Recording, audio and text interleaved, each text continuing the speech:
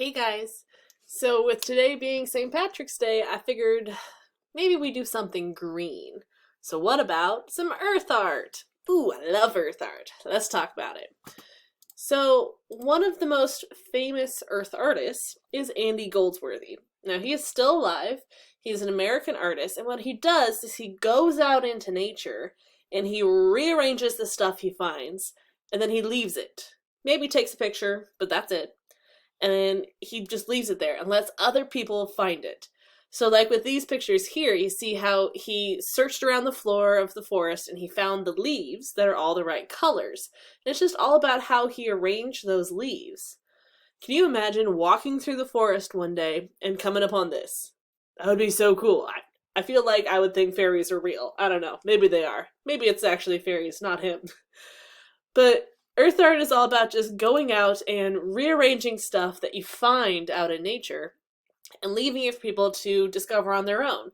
It's not about getting that recognition and selling your work. It's about just making something cool, putting it out there.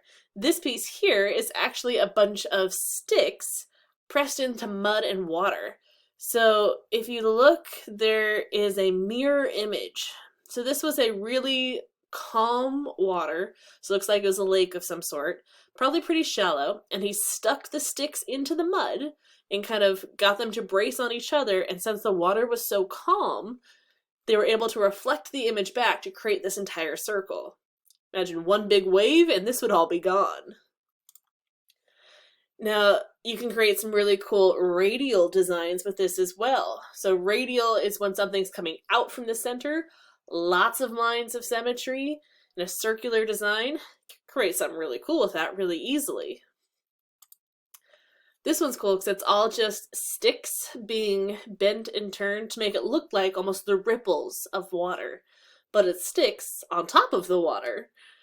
So it's just really cool ways to get out into nature and leave something cool for somebody else to find. Now you can do much more simple versions. They don't have to be huge.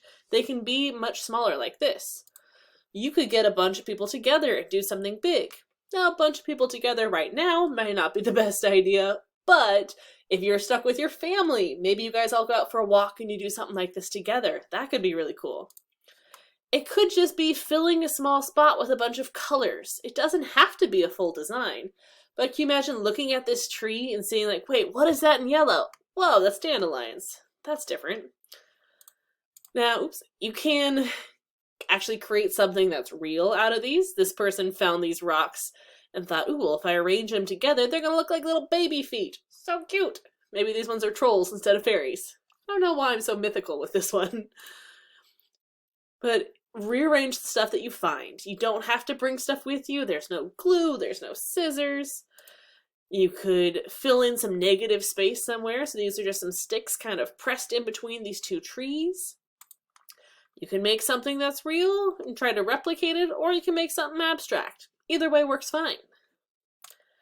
You've probably seen some of these before where they stack up the rocks and get this really perfect design. Technically, this is earth art. People made it, they arranged it, and they left it. It's always really cool to come upon. Now, if you really want to challenge yourself, you can do some that kind of defy gravity. These take a lot more work. It's all about getting that arch and finding the right size and shape of rocks to support that one. A lot more difficult, but really cool if you can do it. I personally like ones that show some interesting or cool design just by how stuff's arranged. I like with this one because it really shows that contrast. The white of the rocks compared to that dark brown of the sand makes it pop. I love it. You can mix and match your materials. This is rocks and sticks. It doesn't have to all be one. Use whatever you can find. I love that this one goes small, the wide, the small.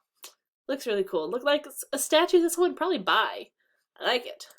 So now it's your turn. Go outside and leave some earth art for someone else to find. Really be creative. Step outside of your property if you can. Doesn't have to be your backyard. Ask permission first.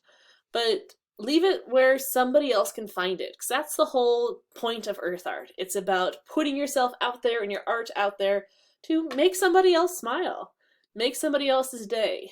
In this tough time right now, with all the news and the negative stuff, we could use a little extra smiles, right?